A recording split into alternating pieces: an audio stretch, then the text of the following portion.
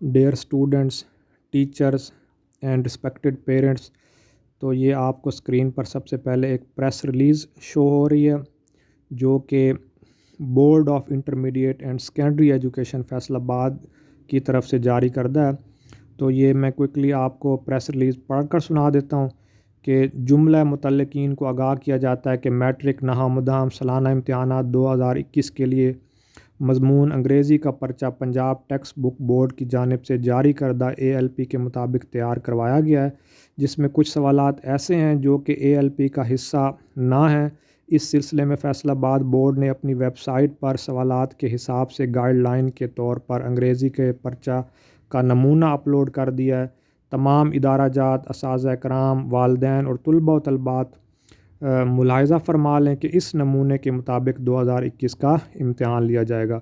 अब मैं आपको इस प्रेस रिलीज़ को समझाता हूँ कि इसमें board of intermediate and secondary education Faisalabad ने ये बात बताई है कि उन्होंने मज़मून अंग्रेज़ी का जो इस दफ़ा सालाना इम्तहानात 2021 का पर्चा होगा तो उसका जो पैटर्न है वो अपलोड कर दिया अपनी वेबसाइट पर। तो उन्होंने इस दफ़ा जो पेपर बनाना है इंग्लिश का पेपर, तो वो स्मार्ट सिलेबस के मुताबिक होगा। ये ALP के मुताबिक तैयार करवाया गया। ALP का मतलब है स्मार्ट सिलेबस, जो कि बोर्ड ने पहले ही अपनी वेबसाइट पर अपलोड कर दिया। तो स्मार्ट सिलेबस के अकॉर्डिंग इस दफ़ा इंग्लिश का पेपर लिया जाएगा। लेकिन जो सबसे अहम बात है तो वो बोर्ड ने बताई है कि जिसमें कुछ सवालात ऐसे भी हैं इस पेपर में जो ALP का हिस्सा ना है, मतलब कुछ सवालात ऐसे हैं जो स्मार्ट सिलेबस का हिस्सा नहीं है। तो इसके लिए उन्होंने एक मॉडल पेपर अपलोड कर दिया है। तो आप सबके लिए ज़रूरी है, तमाम स्टूडेंट्स के लिए ज़रूरी है कि वो बोर्ड की वेबसाइट पर जाएं और इस मॉडल पेपर को डाउनलोड करें और इसको देखें और इसको सीखें और इसके मुताबिक अपने एग्ज़ाम्स की तैयारी करें। इसलिए तमाम असातिज़ा कराम के लिए भी और वालिदैन के लिए भी ज़रूरी है कि वो बोर्ड की इस वेबसाइट से ये पर्चा डाउनलोड करें और अपने बच्चों को according to this press release this model paper अपनी तैयारी करवाएं। तो dear viewers, dear students, dear teachers, तो मैं आपको अभी आगे जाकर ये भी बताता हूँ किस तरह आप बोर्ड की वेबसाइट पर जाकर तो इनका ये मॉडल पेपर भी डाउनलोड कर सकते हैं और वहाँ से देख भी सकते हैं।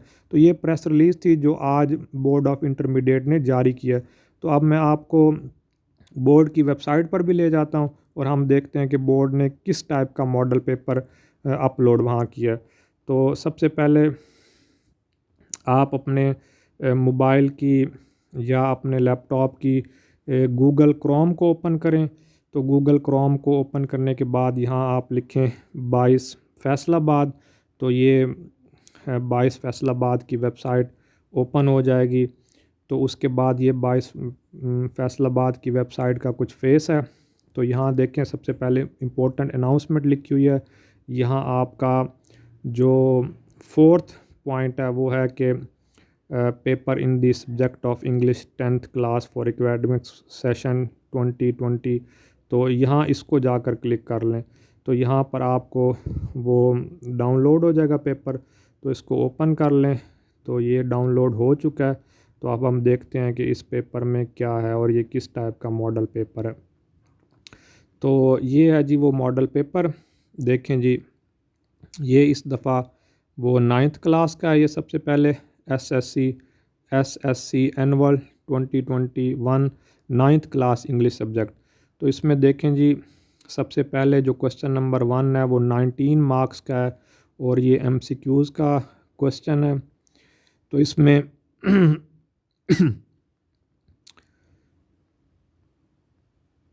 अच्छा जी, इसमें आप देखें उन्होंने क्या लिखा है। ये कुछ ब्लैक सा हमें शो हो रहा है कि items in this part from serial number 1 to 5 are related to use of verb and this part will be taken from the grammar and composition use of verb from page number 163 to 168। This component has not been mentioned in the ALP but it will be the content of test items। अच्छा, तो ये देखें, ये आपके लिए बहुत ज़्यादा important point है। ये कुछ ब्लर सा है, ब्लैक सा है, पढ़ना मुश्किल हो रहा है। तो लेकिन मैं आपको बता देता हूँ कि इसमें लिखा है कि जो सीरियल नंबर 1 to 5 है, मतलब आपका ये MCQs का जो सीरियल नंबर 1 है, फिर इसके बाद सीरियल नंबर 2 है, 3 है, 4, 5 है। तो वो कह रहे हैं कि जी ये हमारे स्मार्ट सिलेबस का हिस्सा नहीं थे, लेकिन ये पेपर में आएंगे। और ये आप कहाँ से तैयार कर सकते हैं? ये आप ग्रामर एंड कंपोजिशन, इंग्लिश की ग्रामर एंड कंपोजिशन का पेज नंबर 163 से लेकर 168 तक तैयार कर सकते हैं। तो ये मरूज़ी का कुछ हिस्सा है जो कि स्मार्ट सिलेबस में नहीं है, लेकिन उन्होंने कहा कि पेपर आपके जो एनुअल होंगे वहाँ इसमें से भी कुछ टाइप का पेपर आएगा। तो ये आप English grammar and composition page 163 से लेकर 168 तक वहाँ से तैयार कर सकते हैं। तो ये जी MCQs हैं 19, तो जिसमें पहले करेक्ट फॉर्म ऑफ वर्ब के 5 MCQs हैं, फिर choose the word with correct spelling के आपके 9 MCQs हैं, फिर MCQs नंबर 10 से लेकर 14 तक correct meaning of underline words हैं, और फिर आपके एंड पर choose the correct option according to the grammar and fill up the respective bubbles. तो ये इसके MCQs 15 से लेकर 19, तो ये 19 आपके MCQs हैं। इसके बाद क्वेश्चन नंबर 2 है। क्वेश्चन नंबर 2 में वो लिखते हैं कि write short answers to any 5 of the following questions. मतलब ये आपने 5 शॉर्ट आंसर्स देने हैं, जिसको इंग्लिश में क्वेश्चन आंसर कहते हैं। तो ये 8 आएंगे, तो 8 में से आपने 5 अटैम्प्ट करने होंगे। तो ये जो क्वेश्चन आंसर है, question for this part will be selected either from exercises of the units mention in the ALP और from the text of these units. तो इसमें ये जो क्वेश्चन आंसर आएंगे, तो वो कह रहा है कि जो यूनिट हमने आपको स्मार्ट सिलेबस में बताया उनकी एक्सरसाइज से लिए जाएंगे, या फिर जो यूनिट के अंदर बीच में बॉक्सेस में कुछ क्वेश्चन दिए होते हैं तो वो वहाँ से भी क्वेश्चन आ सकते हैं, बॉक्सेस वाले भी और एक्सरसाइज वाले भी। लेकिन इंपॉर्टेंट बात यह कि ये जो क्वेश्चन आंसर आएंगे ये स्मार्ट सिलेबस के ही अंदर से आएंगे। तो जो उन्होंने स्मार्ट सिलेबस में आप लोगों को सबक दिए हैं, लेसन दिए हैं, वही आप प्रिपेयर कर लें। इसके बाद क्वेश्चन नंबर 3 है कि translate the following paragraph into Urdu.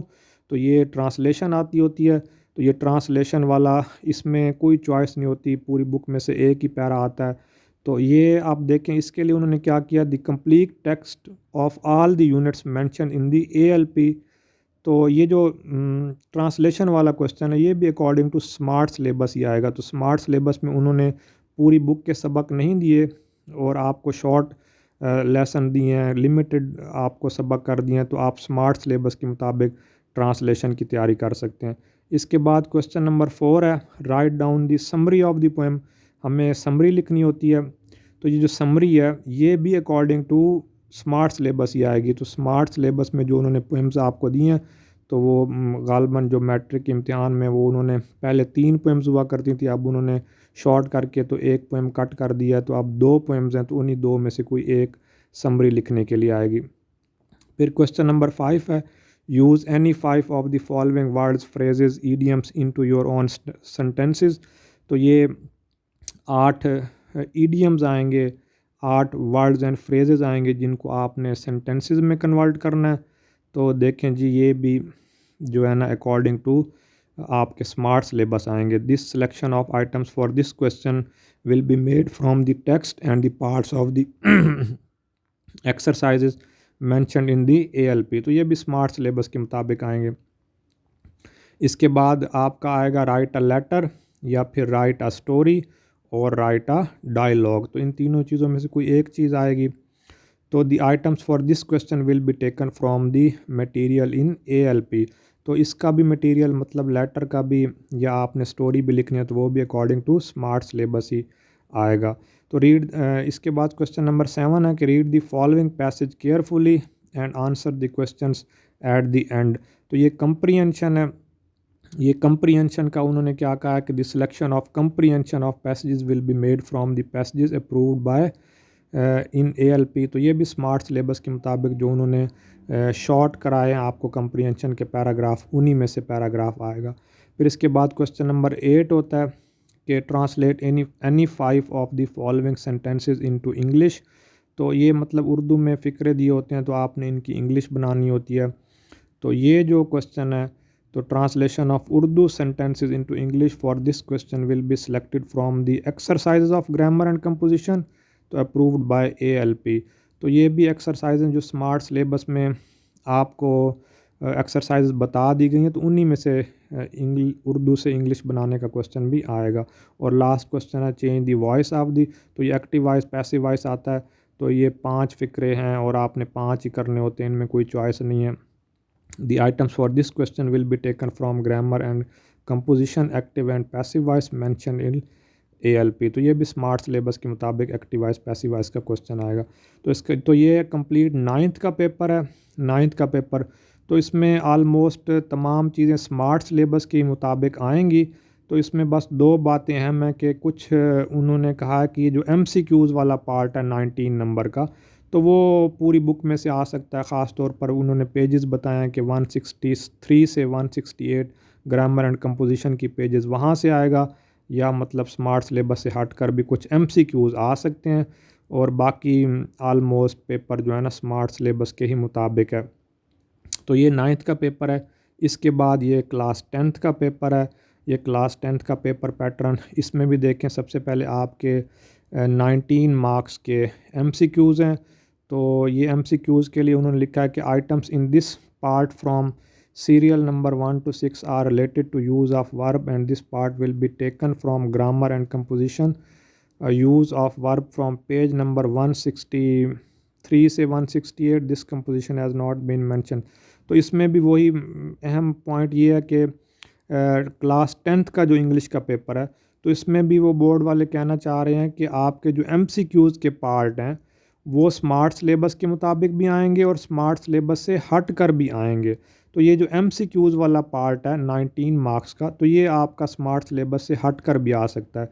तो इसमें MCQs में भी ये 19 MCQs हैं। पहले 5 MCQs choose the correct form of verb आते हैं, तो ग्रामर एंड कंपोजिशन से आप तैयार कर सकते हैं।